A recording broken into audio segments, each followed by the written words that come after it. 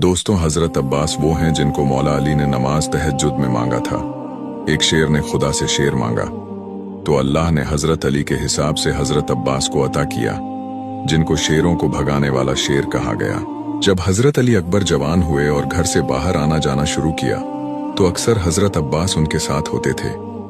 जब ये दोनों मदीने की गलियों से गुजरते थे तो लोग कहा करते थे, ऐसा लग रहा है जैसे रसूल खुदा और हजरत अली साथ साथ जा रहे हों। भीड़ इन्हें दूर तक जाते हुए देखती रहती थी।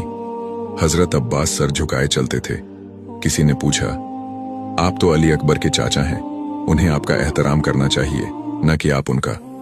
इस पर हजरत अब्बास ने फरमाया, मैं शबीह ए अली हूं और अली अकबर शबीह ए रसूल हैं।